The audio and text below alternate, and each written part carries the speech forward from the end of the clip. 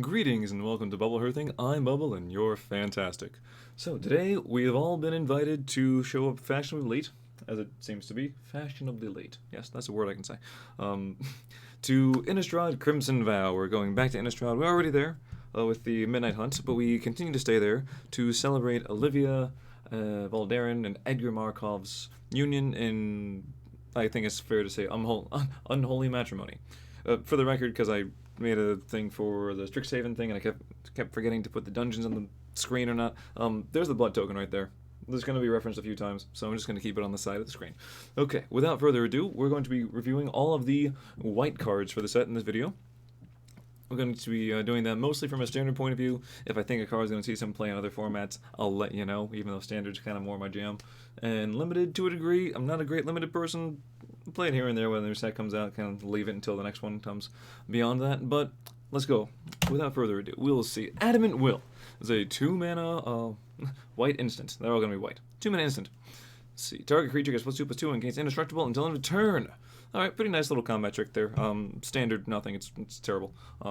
It's just not good enough for standard play. I mean, hell, if it was, then you would probably play Giant Growth every now and then, and we don't. Or Titanic Growth, whatever the newest growth is, you would see that. Beyond that, where are we? Let's see, in limited. It's okay. It's a nice little one-shot thing there. Not only does it buff your creature, so you kind of, maybe trade up, but also your thing definitely isn't going to die that turn. That's pretty nice. Don't hate it there. I wouldn't mind playing one of them. Just one. I wouldn't put any more than one of them into my deck, but one's okay. Angelic Quartermaster is a 5-mana 3/3 flyer.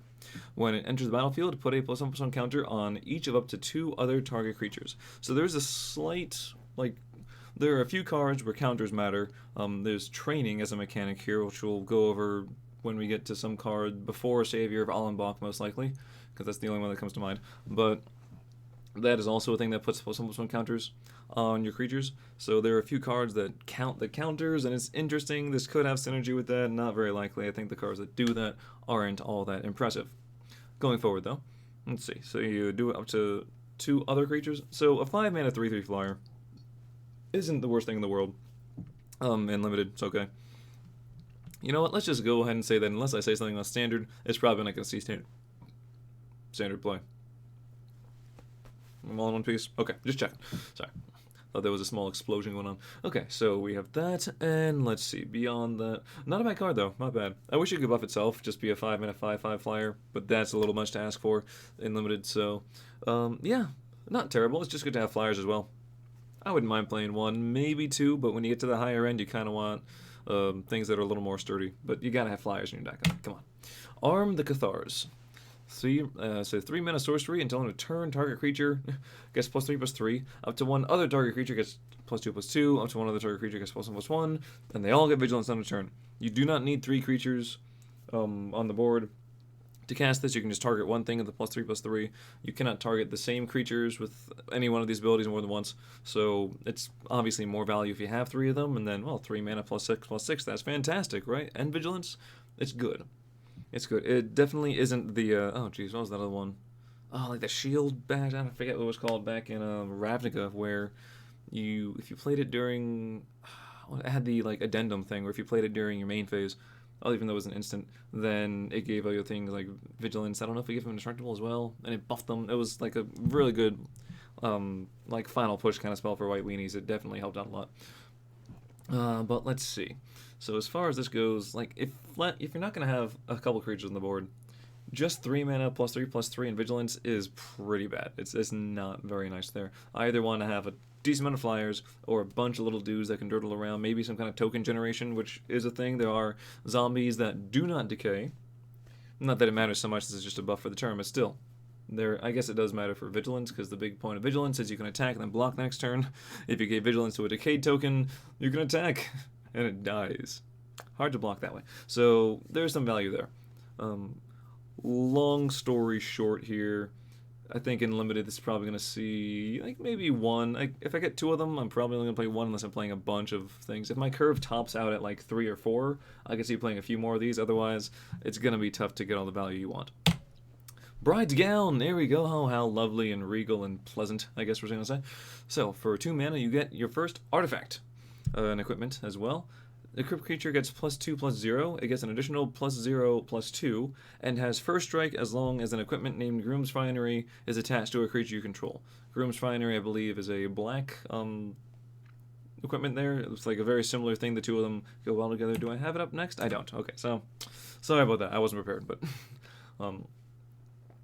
ultimately, this doesn't really seem all that interesting. If you actually do manage to get the Bride's Gown and the Groom's Finery, like, they're not rare, so there's a chance, in the deck, on the board, at the same time, then you'll know what to do. Then, okay, you know, congratulations, you win at that part of the little game. You win that main phase.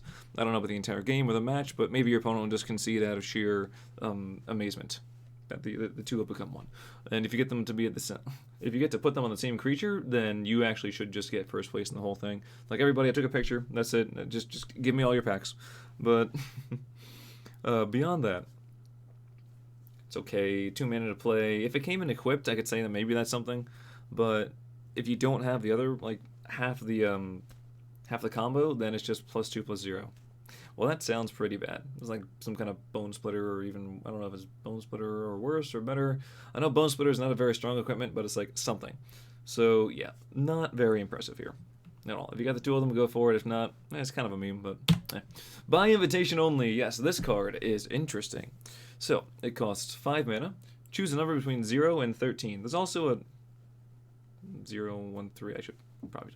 And each player sacrifices that many creatures. So there's also a sub-theme that they had in the previous, I should say, in Midnight Hunt, where they like the number 13 for the whole, like, you know, sort of bad luck, and also there's like a phobia against number 13 and that sort of thing.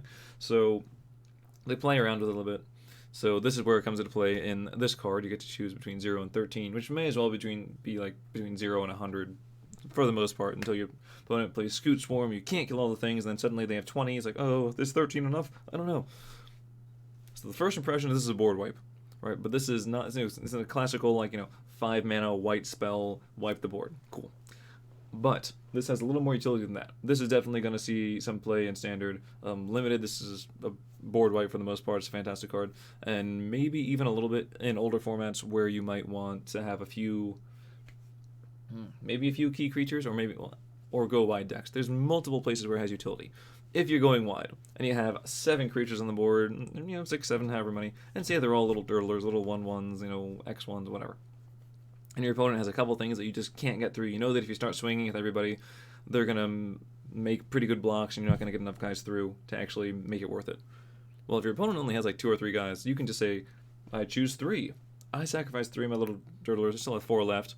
You lose all your keys. If you have the board advantage, you keep that advantage, which is nice. If you don't have the board advantage, choose 13. Go ahead, go nuts. And have your opponent sacrifice everything. It's just, if there's only a few things, say you only want to get rid of a few creatures on your side of the board, you can sacrifice those if they have like death triggers or something, or if you want them to be in the graveyard for whatever reason. Maybe you want to disturb them later on. This card has very, very nice utility, and honestly, I think it's fantastic. Okay. Ooh, Cemetery Protector, going from a banger of a rare to a pretty decent mythic, not gonna lie. So a 4 mana, 3/4 human soldier with flash. That's nice. When Cemetery Protector enters the battlefield, exile a card from a graveyard. We already have some sort of graveyard themes. There's Disturb from Midnight Hunt, carrying on into Crimson Vow. There's value there. Whenever you play a land or cast a spell, if it shares a card type with the exiled card, you create a 1/1 white human creature token. So there were some themes. I did, even though I haven't seen actually like any gameplay of the set, which is why I still feel like it's somewhat valid for me to put out a review, even though it's been out for 4 days. I did read a few like comments on Reddit and, you know, whatever, about this, and there was actually, it wasn't Reddit, it was, I think it was like Cool Stuffing. Someone did an article going over this, and they compared this to Nightpack Ambusher, I believe. It was the 4 mana 4/4 wolf from back in Ravnica days as well, where it had flash, and if you didn't cast anything, then you spawned more wolf tokens, which is pretty nice. It was a huge mainstay in the like, basically, actually it had its own deck, just like Simic Flash was the thing. You played that with Frilled Mystic and you went to town. It might not have been Ravnica. I know Frilled Mystic was in the same thing. It might not have been Ravnica though. I think it was. Anyway, so basically you play this, it has flash, there's this, you know, comparison there, point of comparison, and then exile something is just really nice. if you play something, as opposed to, like, you know, just not playing anything, you play something, you say you exile a land, if you make your land drops, you start spinning out tokens. If you exile an instant, imagine the deck with this, and all instants that kind of maybe cantrip control the board somehow, you know, some kill spells, maybe it's Boros and you burn things out. You can just, you know, draw, go, flash this in whenever you want to, burn out your opponent's things, maybe get a counter speller in there, who knows, and then you develop the board. Your opponent has to remove this one thing. Right. I like this card. I think it's fantastic. If you don't have anything to really fuel with it, it's okay, just still with the still just the exile value. I think in standard it's definitely gonna see some play. Limited, yeah, go nuts. I would play as many as you get. It's it's mythic, so probably not getting too many, but I would still play them. And in standard, I could see this like having a deck built around it, as well as being kind of a niche card you throw in somewhere, and potentially having more slots in the sideboard, just as graveyard hate. Sound good? Sounds good. Circle of Confinement. It's a 2-minute enchantment. Enters the battlefield, exile a target creature and opponent controls the mana value 3 or less until it leaves the battlefield. When an opponent casts a vampire spell with the same name as a card exile with this card, you gain 2 life. So we've seen this kind of effect before. The flavor for this set is that, you know, if they cast a vampire spell with the same thing, then you get life off of it, which is very, very narrow, but it's just bonus upside that might come into play. More so a limited thing where it's more likely going to happen. I guess you could try to side this in against Vampire Tribal, and it's going to happen a little more often, but even then, like, what are you really doing with it? Despite all these things, Portable Hole exists, which is a pretty good card. A little more narrow, but it definitely sees some play. This could see some as well. I don't know if the difference in targets is really going to matter all that much, but it's certainly not a bad effect to have around. In Limited, this is really nice in the fact that it gets things off the board, because there is Exploit in this set, where you can, whenever you play a creature or something, if it has the Exploit ability, you get bonus effects if you manage to sacrifice a creature when it enters the battlefield. So as opposed to like pacifism effects, where you leave the creature on the board, but it's more or less useless, and this gets it off the board, can't be exploited. Props for that. Extra points there. So in that sense, just really solid white removal. In Limited, yeah, it's good. Like 3, 4 out of 5. Standard, it might see a few spots here and there, but again, I think Portable Hole's kind of gonna take over that area. And the vampire thing, it's nice, I guess. I don't know. It looks like a chandelier just fell on this guy. He's like, what are you doing? I think that's actually exactly what happened. Candelabra? Is it a candelabra if it's hanging? No, it's a chandelier with candles. Okay. Dawnheartgeist is a 2-mana 1/3. Spirit Warlock. Love that typing. Whenever you cast an enchantment spell, you gain 2 life. There's a few cards that have the whole, like, you know, life gain synergy. Life gain counters, life gain things happen. There's Trelasara from the Forgotten Realms, as well as another white card we're going to reach later on that gets a trigger. It's basically Johnny's Pride Mate with some upside, with some bonus things. I don't think this is a fantastic thing to do there. If you want to put a whole bunch of creatures and life gain, like, you're not putting this in your deck, I'll tell you that much. But unless there's a whole lot of enchantments that I'm just missing, that I don't recall, that gain you life coincidentally, then I don't think that's great. It does work off sagas, and it does work off of class spells, so that could be something, but I don't really see it. Otherwise, 2-mana 1/3, I don't like this anywhere, really. No, I would pass. Pass on the card. Distracting Geist. Oh, yes, we have our double-sided cards here. Here we go. So, I do have the other side. Yes, oh, I do. I know what I'm doing sometimes. Okay, so, 3 mana. For a 2/1 spirit, whenever it attacks, tap target creature defending player controls. It's nice. It doesn't have flying, so you're trying to get an attack through somewhere, but it's 3 mana for a 2/1, which feels pretty bad. Odds are your opponent will be able to block this anyway. So for Disturb, there's a theme in Azorius in particular, so that's blue and white, where you have cards with Disturb, and as opposed to the previous set where they come back as spirits with some, you know, other bonus effects and whatnot, in this set, they come back as enchantments, and they enchant a creature with, and they give it basically the same effect that the front side had as a creature. So in this case, going back and forth, for 5 mana, cast it from your graveyard as an enchantment, put it on a creature, and it gets whenever this creature attacks. Tap target creature defending player controls. Pretty simple there. Either way, like, it is bonus value to it, because a lot of cards, like, you don't really want to play the front side too much, but the fact that you get a free card when it hits the graveyard.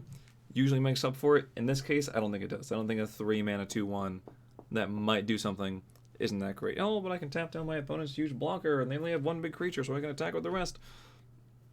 Maybe, but not too often. So I am not very high on this card at all. Moving on.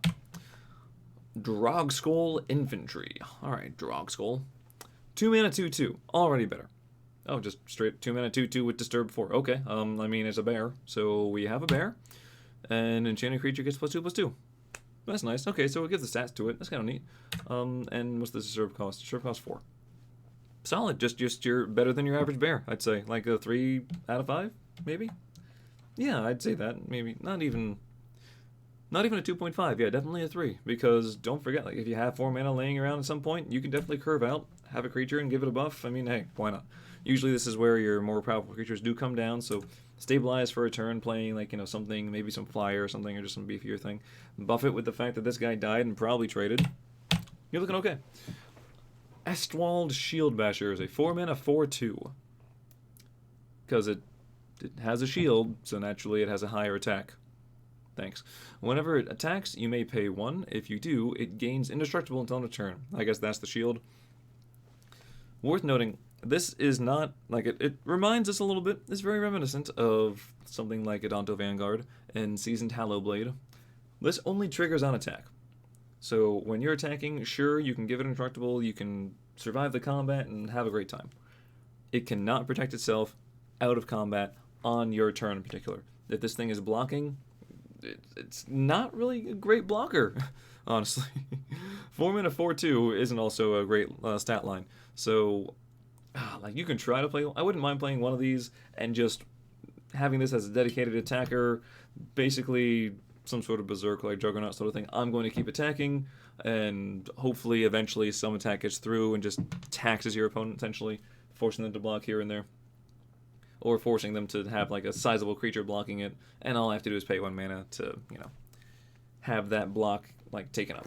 But I don't know. Any more than one of these, and I'm not feeling too good. So yeah, like a 2.25. Okay, I'm mincing things here. 2.5. I don't want to go with quarters. That's annoying. Faithbound Judge is a 3 mana 4/4 defender, flying, and vigilance. The first word's the worst word, defender, which means you cannot attack. It used to be wall, and then the type was wall, and wall can't attack, whatever. They just simplified that down to defender. So 3 mana 4/4 flying vigilance also can't attack at the beginning of your upkeep. So you have to play this, wait a whole turn, and then this happens. If Faithbound Judge has 2 or fewer judgment counters on it, put a judgment counter on it. So, you put one there, you put a second one, cool. I guess if you have 2 of them, then it triggers a 3rd time. As long as Faithbound Judge has 3 or more judgment counters on it, it can attack as though it didn't have defender. So since it has to get 3, it's nice that it happens on your upkeep to a degree, so the turn it gets the 3rd counter, you can attack. This is more of a feel good sort of thing. It could also just trigger at the end step that feel worse. And they just have to like take 1 away from the number, I guess. Or they add 1 maybe. I don't know. Doesn't really matter. So you play this on turn 3 as a 4/4. You block for a turn, maybe 2 turns. It feels pretty good because you know what? 3 mana 4/4 is solid, right? You have to wait 3 more turns, so on turn 6, you now have a flying vigilant 4/4, which is still pretty legit, like, not gonna lie. It gives your opponent time to answer it, but at the same time, this is already answering their attackers. I'm just basing this on the front side of this card. Pretty legit. I don't hate this at all. I think in multiples, this has a very similar feel to like Vantress Gargoyle, where it took a little time to wind up, but then once it got there, it certainly paid off. Like, honestly, limited, I'm not going to say bomb, but like 4 to 5. Yeah. Standard will probably see some play. Will not be upset about that. And for Disturb, for 7 mana, if this thing dies, you get to play it as Sinner's Judgment, which is a curse, actually. You enchant a player, as opposed to a creature. At the beginning of your upkeep, put a judgment counter on Sinner's Judgment. Then, if there are 3 or more judgment counters on it, that's how they're kind of keeping the similarity there. I like it. I like the flavor there. If there are 3 more judgment counters on it, enchanted player loses the game. That's it. You just win. And then all these Disturb things, half of it goes to the graveyard from anywhere, exile it instead. Worth noting, I didn't mention this before with the Disturb cards. That second line there, or that last line I should say, where if this will be put into a graveyard from anywhere, exile it, that works on, that is functional, I guess, when you try to cast it from the graveyard. So you try to cast it, goes in the stack. If it gets countered, it does not go back to the graveyard where you can try to disturb it the next turn. It gets exiled at that point. So you can't have like infinite, like you counter, I'm going to try again and again and again. No, that'd be busted.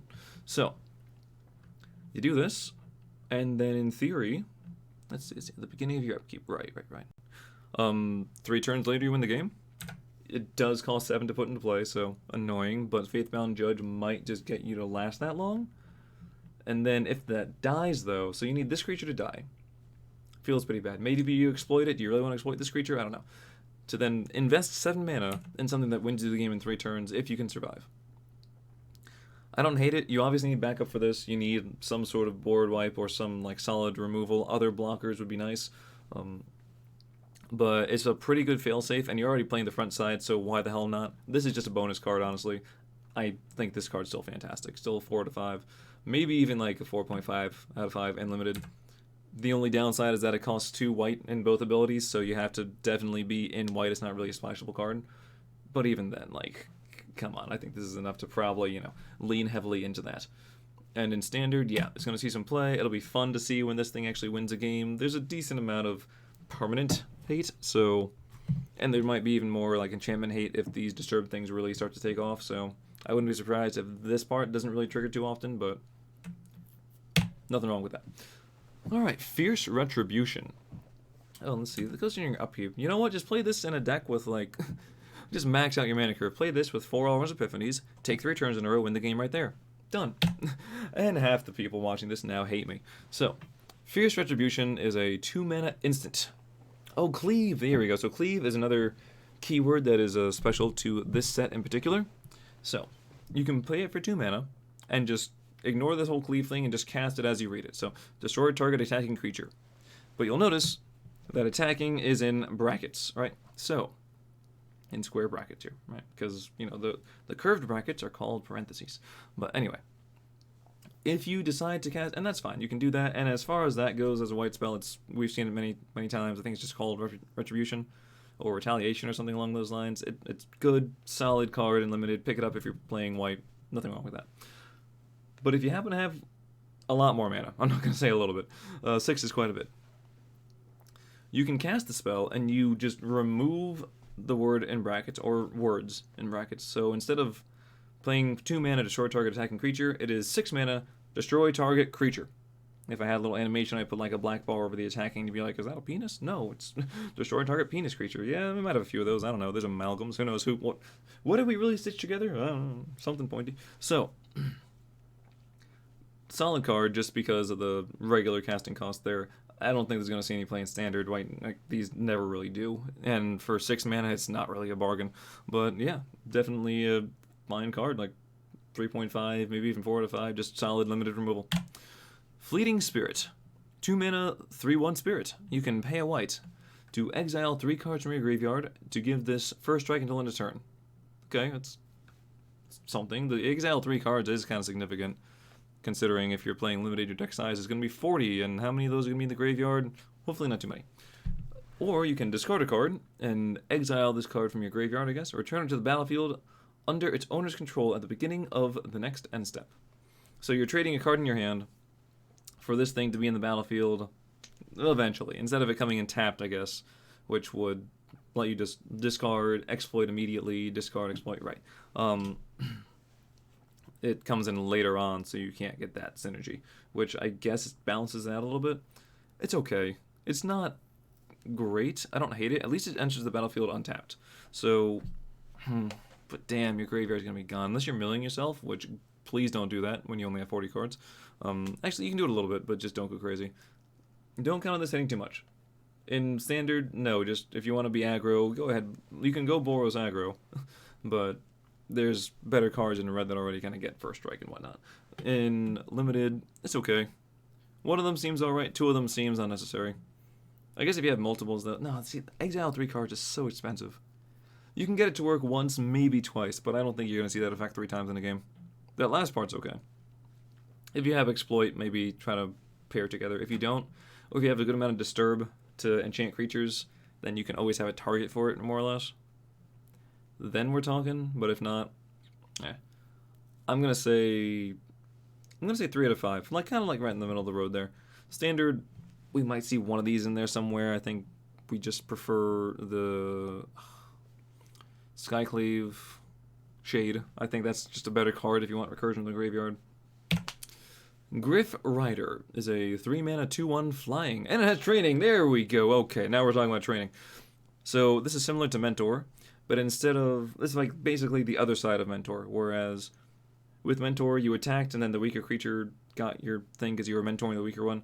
This one says whenever this creature attacks with another creature with greater power, put a +1/+1 counter on this creature. So you still need to have a creature with greater power than the other one, but the effect is moved from the stronger creature to the weaker creature. Pretty nice, not bad. 3-mana 2/1, pretty nice effect, I should say. The 3-mana 2/1 flyer is boring and liable to just die in many ways, so it's very kind of meh, like 1.5 out of 5, maybe 2 if you count the training. If you have decent things, if most of your deck has like 3 or 4 power, then okay, I could see that. Worth noting, it doesn't care about toughness, just cares about power. It just cares about how hard I can punch you. Whatever, if you sneeze my way and I die, doesn't matter. You learn something. So, yeah, it's an okay card. It's just nice to show off the new keyword. Griffwing Cavalry, as opposed to the Rider. Now we're Cavalry. Okay, there's a 4-mana 2/2 flyer. So for another mana, you get another toughness and not much else. With training, whenever it attacks, you may pay 2. If you do, target attacking creature without flying gains flying until end of turn. It's alright. It's a neat little trick there. It's a nice little thing to threaten your opponent with, like, hey, you see that big old, dinosaur on the ground? Yeah, it's going to have wings in a second. Kind of neat. And I guess, when this triggers run-on attack, so hopefully you're able to pay the 2 mana to get a stronger creature, to give that flying, and also train the cavalry, which kind of buffs that up a little more. I'm more excited about this card than the other one, because this is just okay, whatever. This is definitely 100% geared towards aggression, which I think is nice, and also curving out. Again, standard nothing, but limited, like, this is more so along the lines of like a 2.5 out of 5, maybe. Hallowed Haunting. So we have a mythic enchantment, 4 mana. As long as you control 7 or more enchantments. It's an interesting number. Sure, lucky number 7. Creatures you control have flying and vigilance. Very strong effect there, but 7 or more enchantments, like blood tokens, are, artifacts, so they're not helping you out there. Whenever you cast an enchantment spell, from where? Create a white spirit cleric creature token with this creature's power and toughness are each equal to the number of spirits you control. So it's a little kind of like construct sort of thing going on there, which is okay.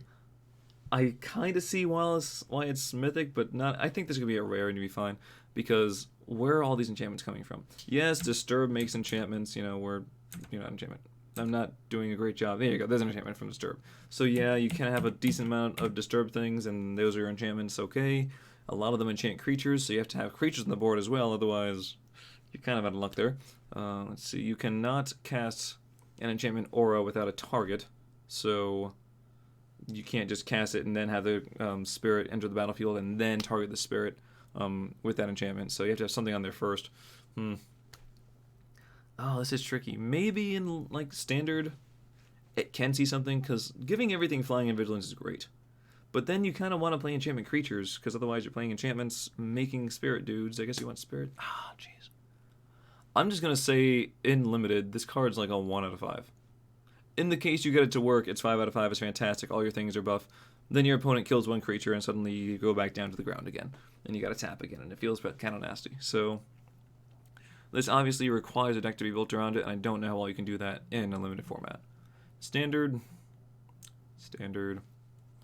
Maybe some kind of Azorius thing. We already have like the Geist of St. Traft LaCroix version, so that might be pretty nice. Unfortunately, we lost a lot of enchantment creatures when Theros cycled out, so did we lose all of them? I don't know, probably. But I like where the power spike on this is pretty big though, so I will go ahead and say, like, in standard, I'm going to put it like a 2.5 out of 5 there. I think there's some way to make it work, and in the deck that this works in, it's fantastic, it's amazing, it destroys everything in its path. If that deck doesn't exist, then obviously this card's terrible. Okay. Yeah, very very polarizing there. Like either 100% amazing card or garbage. Thank goodness they didn't make this a legendary enchantment. Otherwise, multiples would make you feel so bad, and I would just say no, it's unplayable. Get out of my life. All right, Heron Blessedgeist. Oh, cool. The herons are here.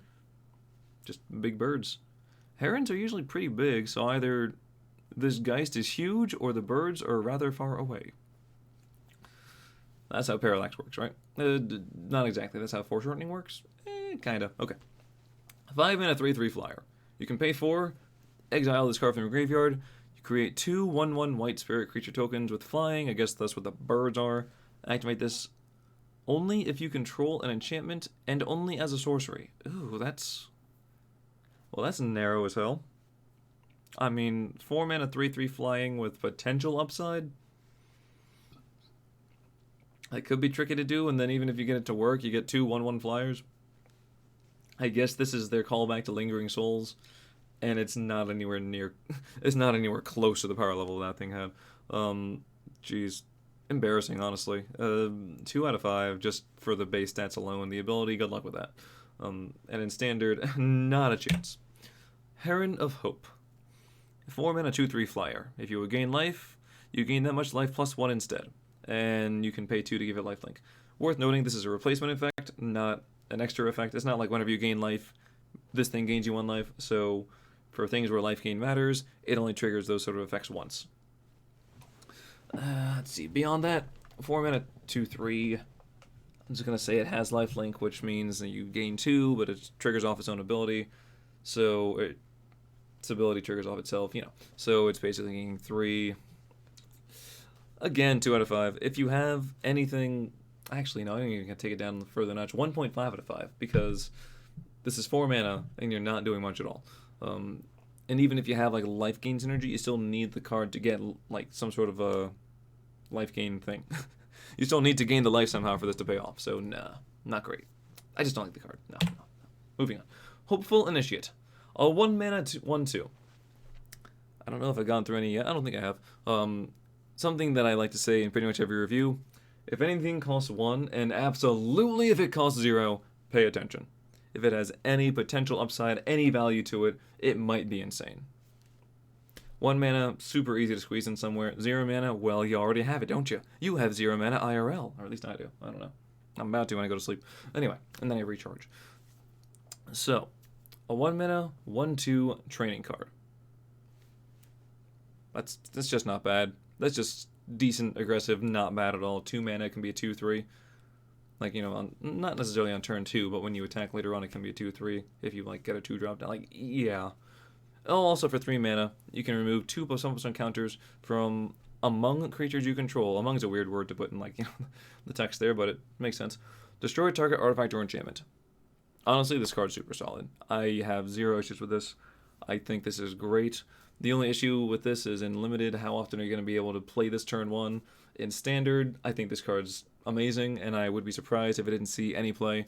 Even if it's just like a little fringe play, like the kind of Lumimancer, Leonin Light Scribe deck that you saw crop up here and there, and then it kind of faded away. This is going to see some, like, similar play, I believe. If not even beyond that.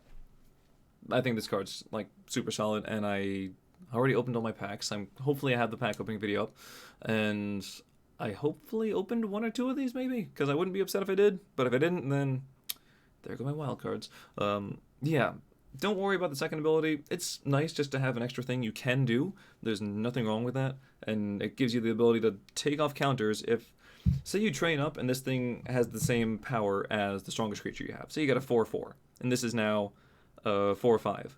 You can use the ability, and then attack, and then add a counter back onto it. So it's, you know, sort of recycling, not wasting that training ability. Super solid, love the design. Catilda Dawnheart Martyr is a 3 mana star. Oh, lovely stars. Alright. Legendary Spirit Warlock with flying, lifelink, and protection from vampires, which matters, honestly. Let's see. Her power and toughness are each equal to the number of permanents you control that are spirits and or enchantments. Thank you. Thank you, spirits and or enchantments, because having just one or the other is kind of narrow, kind of tough. Being able to just combine them and have that total number represented is fantastic. Okay, I'm behind this card. Nearly 100%. I love spirits. I say, like, in every set, they pretty much print a few spirits, and it's just having enough of them in your format makes them good enough. Kind of like goblins and elves. They've printed so many that, like, they're just playable in multiple formats now because there's so much support for them that they're good.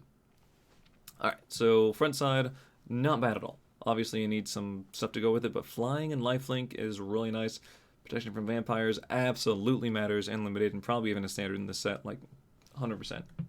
Good card here.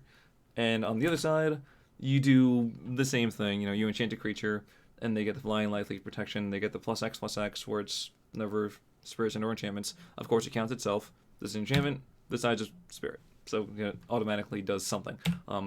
Really just great card. I'm going to go ahead and just say it's probably a 5 out of 5. Even if you just play it for the 5 mana, thing has flying, lifelink, and protection, and like a +1/+1.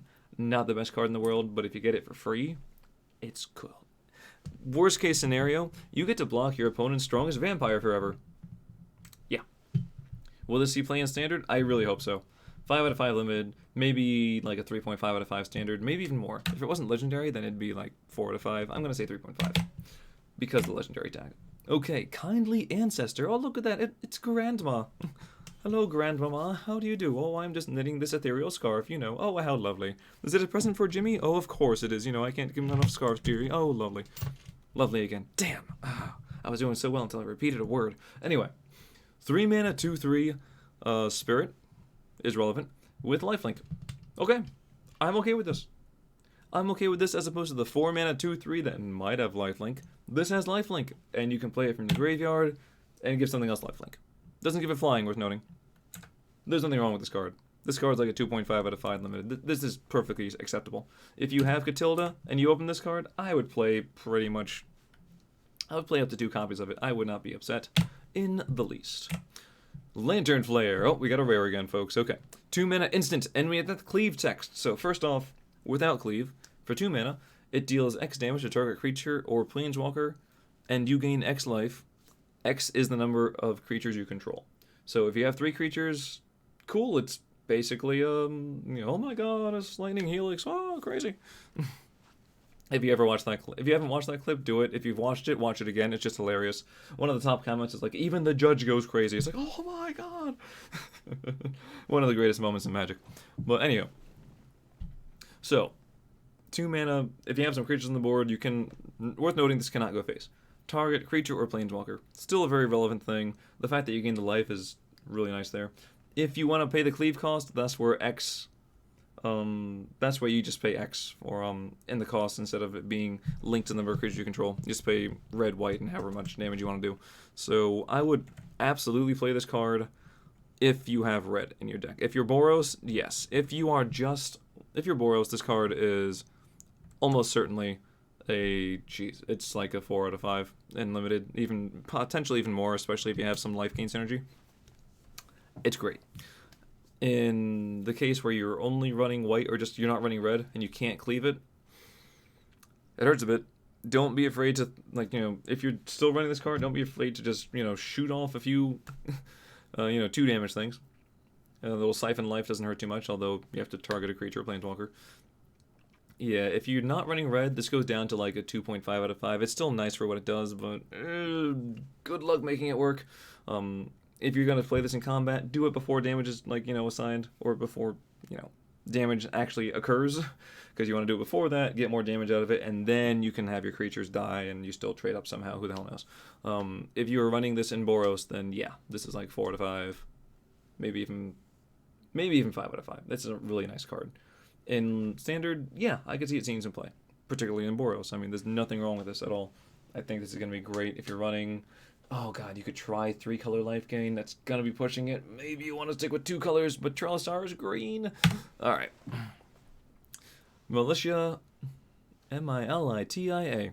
Wow. Reminds me of bananas. Rallier. So 3 mana, 3/3. Can't attack alone, and when it attacks, untap target creature. So it has like a pseudo vigilance for whatever your biggest creature is, and it likes buddies. Cool. I mean, worst case, it blocks. It's not great. Obviously, your opponent can try to, you know, kill everything else and leave this alone, and it's like, well, I can't attack. worth noting, because I've been on the receiving end of this multiple times, do not think that you can kill your opponent's little dude and ignore this for the rest of the game.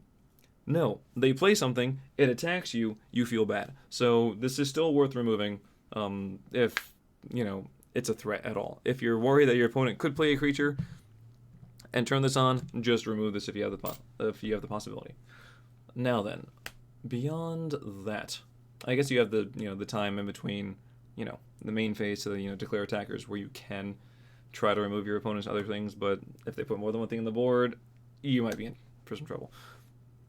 Beyond that, let's see. Standard, no, this isn't good at all. If it was a 3-mana 3/3, just straight up Vigilance card, which is like the best case for this card, basically. Still sees no play. In limited, yeah, this is cool. Like 2.5, a little better than average, but with a little caveat that it might not be able to attack at all. Nebelgast Beguiler, 5 mana, 2/5. I was gonna say 4/5 because that would sound good, but it's not. 5 mana, 2/5, and you can tap things. Pay a white and tap this to tap target creature. No, I don't want to do this. There's a slight thing in black. There's a few cards where toughness matters, and you want creatures with higher toughness than power. If you're running Orzhov, then sure. If you get those cards, you can try, but I still hate this card, so no. I'm gonna give it a good old 1. I'm gonna give a 0.5 out of 5. You don't even deserve the whole 1. Get out of here. If it was a 3/5, maybe. You can give it a 2/5 Vigilance and tap things. It's still not. I hate it. Okay. Nurturing Presence. 2 mana enchantment. Aura, target creature. Creature has, whenever a creature enters the battlefield under your control, this creature gets +1/+1 till end of turn. Interesting. And when this enters the battlefield, you make a 1/1 white spirit creature token with flying. Cool. So enter the battlefield, you get something. You obviously can't target the spirit creature you just put into play. You need to have a target first, like I was mentioning earlier. And it just wants you to play more creatures. So this could be good in the enchantments and spirits deck. Of course, this is a card that is not a creature that wants to target a creature. Unfortunately, a lot of these auras that are not just on the other side of cards already aren't great. They run into the risk of you 2-for-1ing yourself. Oh, but it replaces itself with a creature. Yeah, how much is a 1/1 white spirit really worth? Maybe half a card. Maybe like half to 3/4 of a mana. I don't like this card too much. It's going to be like a 1 out of 5 for me.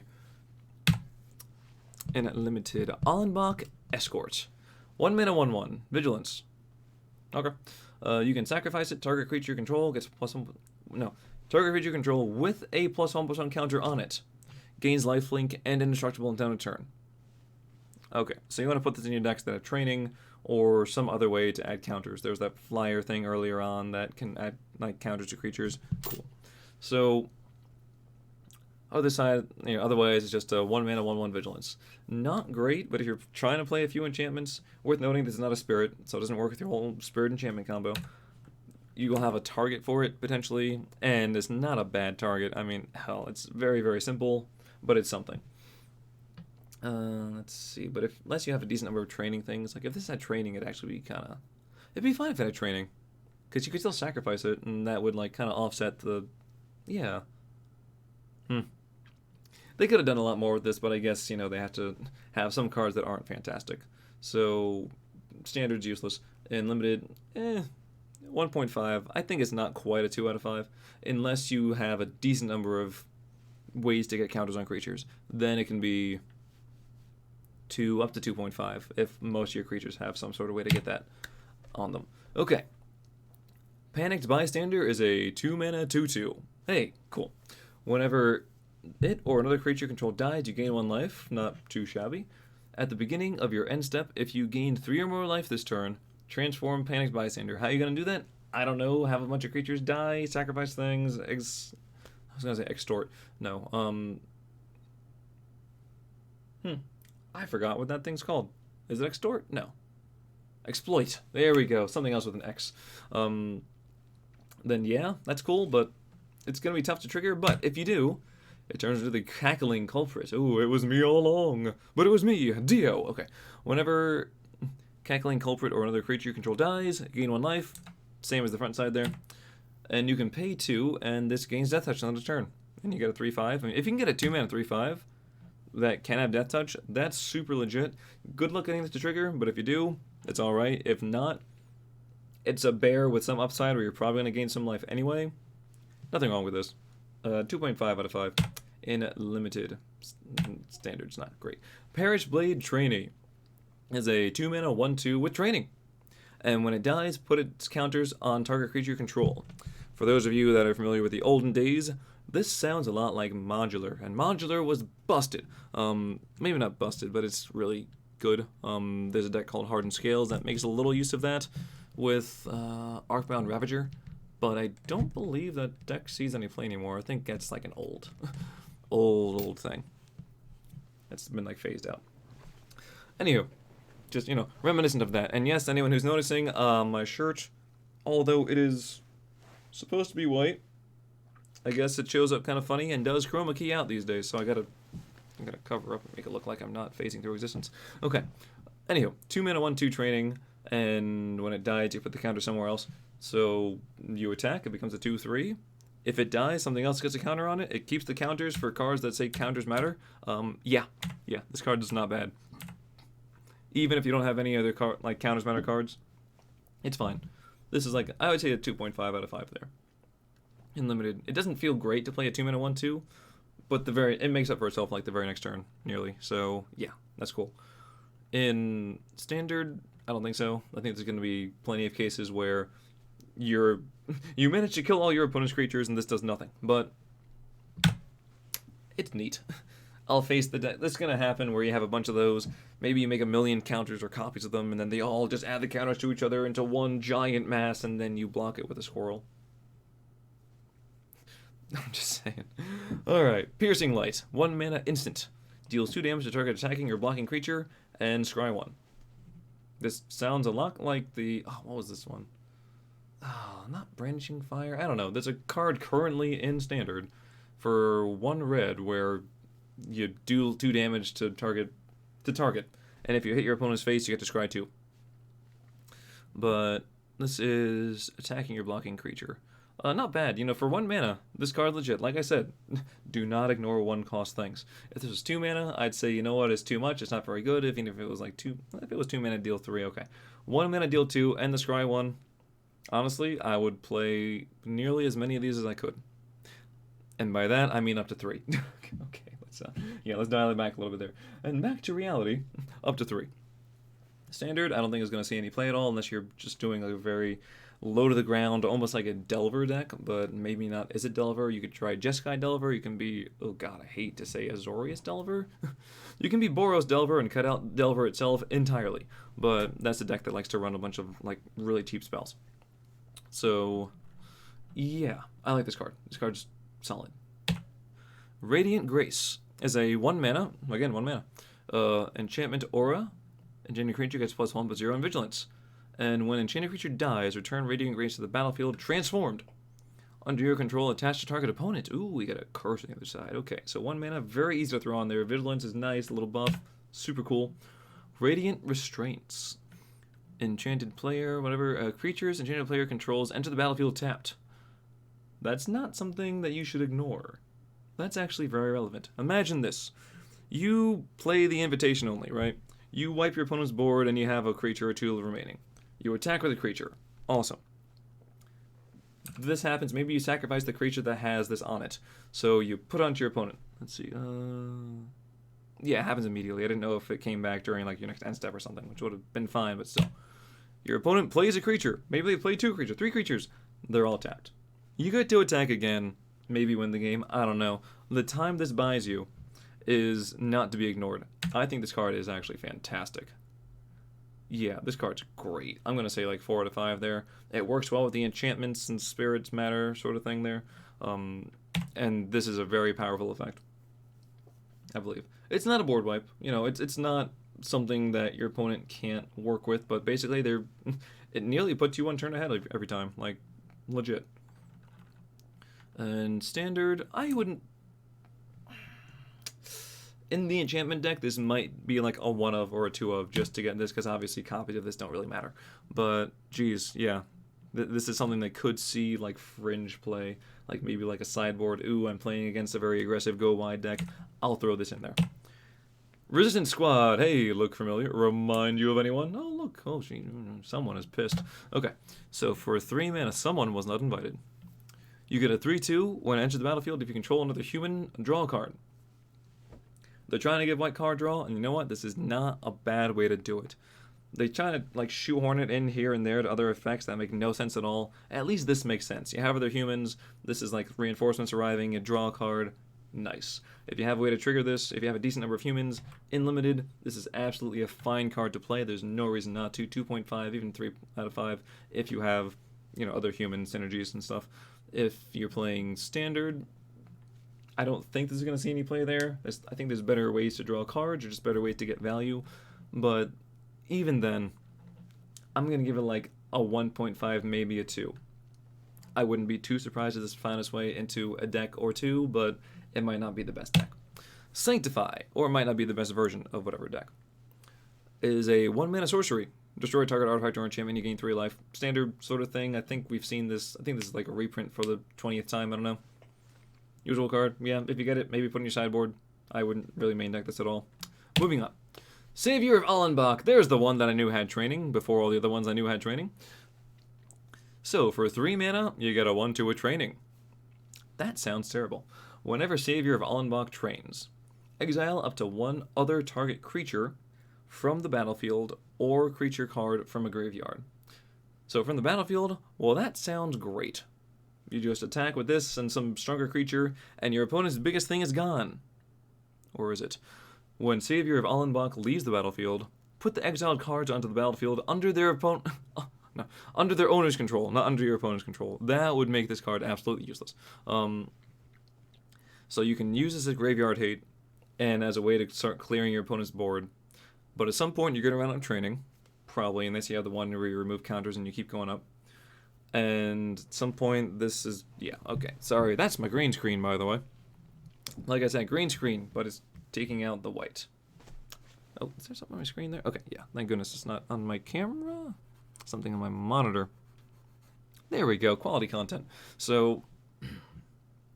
You play this on 3. It only has 2 health. I guess you attack with it and then it goes up to 3, hopefully. You move an opponent's creature. That's lovely. You know what I'm realizing? We haven't gone over the blood tokens at all.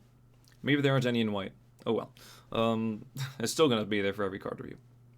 So, Jesus, I've seen better days too. Okay, I just really don't want to talk about this card too much because I think it's terrible. And I think it's a trap. Because eventually you either use it to remove your opponent's creatures, this thing dies, they get them all back, and you feel really bad. Or use it on your own creatures and miss out on half the value of it, and you just end up with a 3-mana 1/2 training. And if your opponent removes it, which probably will, thank goodness it says leaves the battlefield, and not like when it is sent to the graveyard, because goddamn, exile it and you just lose all your value. I'm going to go like right down the middle of the road here. I'm going to say this is about as strong as like a bear with a little upside. I'm going to say 2.5 out of 5 for this thing. I don't know. Argue with me later on. Or in the comments, or find my stream and be like, you were wrong about the Savior. Go ahead, call me out, by all means. Yeah, I don't like this in limited by any means. In standard, I still don't really like it. Like, the liability behind this is insane. Unless you're trying to do some super gimmicky self-reanimator deck where you use blood tokens or something to get other like stronger creatures in the graveyard, and then you exile them with this thing, and then you sacrifice it to exploit later on, I guess, and you get those big creatures back. Okay. Or just have this as board wipe protection. But no, I'm just gonna say no. Just gonna say no. Cigardos Imprisonment is a 3-mana aura. Enchanted creature can't attack or block. Alright, so you got yourself a good old pacifism. And exile, for 5 mana, you can exile an enchanted creature and make a blood token. Oh! I just hit my elbow there because I was excited that blood tokens existed. No, I'm not excited anymore. I'm in a slight amount of pain. The funny bone is not so funny. Anyway, we're going to move on. Yes, I did do that, and there we go. Move that out of the way. Okay. So that 5-mana thing is worth noting that like your opponent might have exploit, might have some sort of sacrifice things. It might just be some fodder for by imitation only, and like, oh right, I forgot about that card because I wasn't doing anything. So it is worth noting, if you have the chance to do that, obviously do it, and you get a blood token, which could help you out at some point. Yeah, super solid limited card, like 3.5 out of 5. It does what it's supposed to do. This is your standard white removal. In standard, it's not worth a damn thing, but it's fun. Sagardas summons. 6 mana enchantment. This is not a creature. It's an enchantment. Don't mind what you see in the picture. It's not a creature. Creatures you control with +1/+1 counters on them have base power and toughness 4/4, have flying, and are angels in addition to their other types. Well, for 6 mana, if you have any amount of training on the board, if your Savior of Allenbach is somehow still there and it hasn't blown up in your face already, this card makes all of them insane. They're going to be baseline 5/5 flying angels. That is, I guess angel can matter. Power word kill, can't target it. Oh my god, it's a downside. Yeah, sure. Yeah. In the right deck, this will win you the game. Worth noting, in multiples, this does nothing, because there's nothing to really stack with. It's just redundancy, which is okay. There's enchantment removal in the set, so there's nothing wrong with having multiples, but I can definitely see this as being like something in standard to work towards as an alternate win condition to already just overrunning people with training. This is not going to be your primary win con. I play this on turn 6 and attack with your dudes. Like, if you already have the dudes, just attack with the dudes. With counters on them, no less. But yeah, super nice card. Unlimited, if you have the stuff behind it, it's like a 3.5, 4 out of 5 even. In standard, I'm going to give it a 2.5, up to 3. But I feel like it's more so a win more, so I think there might be 1 or 2 of these in a deck where the counters are even happening. Supernatural Rescue is a 4-mana aura. This spell is flash as long as you control a spirit, which isn't too hard to do in this set. Nice. When you cast a spell, tap up to 2 target creatures you don't control, and enchant target creature you do control. It gets +1/+2. For 4 mana, it does a lot, but it does cost 4 mana, which I understand. I think if it was 3 mana, it'd be busted. 4 mana is just about the right cost you want to have. You can do this defensively, where, you know, you have a spirit on the board, of course, flash it in before your opponent declares attackers, tap their 2 biggest things, or you can do it offensively, where you don't even have to have a spirit. I'm going to play this card in my main phase. Tap your 2 guys, you can't block with them now. I'm going to attack you. Yeah, not bad. Super solid, like, I don't know, if you have spirits, it goes up to like a 3.5 out of 5. Otherwise, it's more so like a 2.5, just because it costs 4 mana. And in standard, no, but it's cool, but no. Thalia, Guardian of Thraben. There were rumors we thought she might be reprinted, and she has. And the price has dropped. But it's a fantastic reprint. Honestly, welcome back, Thalia. Death and taxes all around, really. You know, everybody gets death and taxes, right?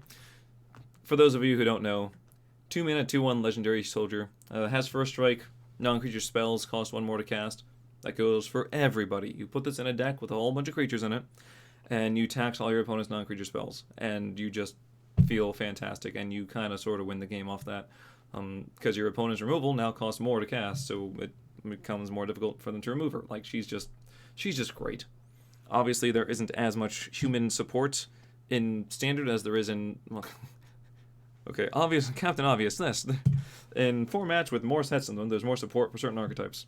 Yeah, so don't expect her to play out as strongly as she does in Modern and Hell and Legacy even, but she's still fantastic, and she's amazing, and they're going to be decks built around her, and she's going to be a huge pain in the ass. Honestly, in Limited, I would just take this card. First pick, whatever pack, I don't care if I'm not even running white.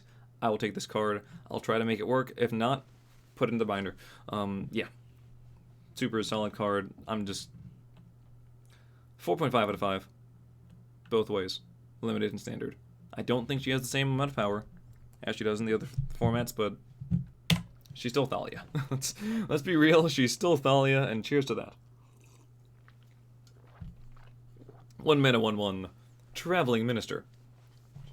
You could even, like, have 3 of them main board, 1 sideboard, and, like, side them out or in based on if your opponent's playing enough creatures or not. Ah, she's so good. Alright. And I'm getting all this, like, adoration for her out so that when I'm actually playing against her, I can balance it out with an equal amount of hatred. Alright. 1 mana, 1/1. Tap this. Target creature gets +1/+0 until end of turn. You gain 1 life. Activate only as a sorcery. This is really nice. There was like the other creature where just I think it's like it's actually in the D&D set as a cleric, I believe. It's like Life Mender or Healer. I forget what the thing's called, but it's just tap, gain a life. This is really nice. Unfortunately, you can't block into it because it's only sorcery speed, but the fact that it also buffs a creature for the turn a little bit, even just a little bit, yeah, this is good. This is going to be a staple in life gain decks if they're anywhere out there. This is like a 4 of in that, as well as Trelisara and this other one that we're going to find at some point, and the arena only like card that has a Johnny's Pride mate, but it costs 1 more. Yeah. In limited, this card is okay. I'd say a 2 out of 5 there. In standard, I'm going to try life gain. I'm going to say 3.5 out of 5. This card is legit. Do not ignore it. Twinbladegeist is a 2 mana 1/1 with double strike. Well, if you ever needed a target for all your enchantments, this isn't a bad one to have around. And for 3 mana, you can become disturbed and enchant a creature at double strike. Honestly, 3 mana gives something double strike later on. Not bad. I don't hate this card at all. I'd put it around like a... If you have the support for it, 3 out of 5. If not, 2.5 out of 5. Still pretty good. Still about that like average line. Still better than a bear. And in standard, though, it just doesn't quite cut it. Honestly, not a huge fan there. Maybe you'll see like 1 or 2 slots here and there, but Okay. Unholy Efficient. Efficient. I guess that's how you really pronounce it instead of efficient. 1 mana, 1/2 Vigilance. And for 5 mana, you can put a +1/+1 counter on it. Well, you know what? That's not bad at all. Good in the early game. Okay in the late game. Not great. You know, you don't want to play a 1 mana 1/2 or a 6 mana 2/3. But it is a mana sink. I could put 1 or 2 of these in my deck and not be too upset. Has Vigilance instead of Lifelink, I guess. Considering it's a vampire, it could have Lifelink. All vampires could. Yeah. Does that make me racist? I hope not. But yeah, it's okay though. It's not great, but it's all right, and it has the +1/+1, which can matter in some cases. Yeah, so 3 out of 5 limited. Yeah, standard no. Valorous Stance is a 2 mana instant. You either make target creature indestructible until turn, or destroy a target creature with toughness 4 or greater. This card's great. Honestly, this card's great. Having both options available to you is fantastic. Save your creature, blow your opponent's creature up. This does everything you want in a white card. Doesn't even have to be an attacking creature, it just has to be a strong one. Like, yeah. And it even goes against the whole deck type where you want creatures to have higher toughness than power, right? So, like, really nothing wrong with this at all. 3.5, even 4 out of 5, like, definitely easy pick if you're drafting in limited. Easy include. Standard might even see some play. It could. Vampire Slayer. 2 mana, 2/2. When Vampire Slayer deals damage to a vampire, destroy that creature. It's okay. It's fine. We had like the Dinosaur Hunter back in Ixalan where it did a very similar thing. It's kind of boring. I guess you could sideboard it. If you're running humans, leave it in the main board. If your opponent running vampires, side it in. Otherwise, meh. Not too high on this card. Voice of the Blessed. This is the one with life gain that I kept referencing that I did not recall the name of. 2 mana, 2/2. Spirit. Love that. Cleric. Also love that. Whenever you gain life, you put a +1/+1 counter on Voice of the Blessed. As long as it has 4 more counters on it, that has Flying and Vigilance. Well, you know what? That's just fantastic. As long as it has 10 or more counters on it, that is indestructible. But if it only has 9, it is vulnerable. Do not forget that. And the trigger does have to resolve, I guess. So, no, it doesn't have to resolve. No, that's an automatic thing, but whatever it gives the counter has to resolve. So in response to that, I do this. Oh no, but I gain life at instant speed, whatever, and then I add a counter to it before your destruction spell comes in. Be wary of the stack, is what I'm trying to say. Baseline 2 mana 2/2, and there is life gain in the set. Yeah, this card's fantastic. And it works with the +1% synergies. Easy first pick. Unfortunately, it is double white, so if you get this like pack 2 or 3, you might be hurting a little bit. But before that, like, you know, first pick there. If you're, first pick, you're in white now. If you're already in white and you take this card, then you're more in white. I'm just going to say 5 out of 5. Yeah, 5 out of 5. And I think life gain decks are going to be hilarious, and you're going to see them here and there, and they're going to be great. So I'm going to say 5 out of 5 then, because I can't talk them up that much and give them like a 4.5, though, as like, you know. But I'm going to hedge my bets and say it's not quite that good. No, 5 out of 5 both ways. Deal with it. Wedding announcement. 3 mana enchantment. At the beginning of your end step, put an invitation counter on wedding announcement. If you attacked with 2 or more creatures this turn, draw a card. If you didn't, you make a 1/1 white human creature token. You do one or the other, you do not do both. Then, if wedding announcement has 3 or more invitation counters on it, so basically after 3 turns, yeah, transform it. And it transforms into wedding festivity. I like the artwork on here. It just really shows, like, you know, the regal elegance of the vampires and everything. How it's like a great place to be, and they're also like happy. It seems like genuine joy and excitement. I like the artwork. Well done, Caroline. I cannot read your last name. Creatures you control get +1/+1. Do I really want an anthem effect for 3 mana that triggers 3 turns later at the beginning of the end step, where like I already attacked for the turn, so I gotta wait later on? Not so much. But you can have some card draw if you already have creatures. If you don't, then it gives you creatures to kind of buff things up later on. It's a fine card. 3 out of 5 unlimited. It's all right there. Standard, because it's not legendary, I'm going to say 3 out of 5 there as well, which means a whole lot more than unlimited. All right, where do we go from here? Welcoming Vampire. Say 3 mana, 2/3. Also, it's an enchantment that can make creatures, which is really good because a lot of enchantments, there's a lot of cards that want enchantments on the board, and it can be tough to get an enchantment without creatures on there, so yeah, this actually helps out a lot of decks in that sense. Okay, 3 mana, 2/3 flyer. Whenever 1 or more other creatures with power 2 or less enter the battlefield, under your control, draw a card. This ability triggers only once per turn. Thank goodness, she's Mentor of the Meek was, oh god, so bad. This is the card that wanted to be. So this is basically the fixed version of that. It's very nice, and the hard once per turn there is fine. We're turning into Yu-Gi-Oh! Now with hard once per turn things, but you know what? It is what it is. Yeah, honestly, not a bad card. I don't think it had to be rare exactly, but it's okay. Play this with a few things that have training, so they have lower power, but they grow up later on. Yeah, nice card. 3.5 out of 5 in standard. No, in limited. And 2.5 out of 5 in standard. There we go. Because a 3 mana 2/3 flyer that might draw you a card later on, we'll see. And that's it. Okay, we got there. It took a little while, but we got through the cards. I think I'm just a little bit rusty, but we're going to go moving on. So we're going in Wooburg order, so this is going to be the first one. I don't know what order they're actually going to be uploaded in, but this is the first of the colors I'm reviewing. So after this is blue. Yes? Yes. All right, looking forward to that one. Blue is, in case you haven't noticed, my favorite color.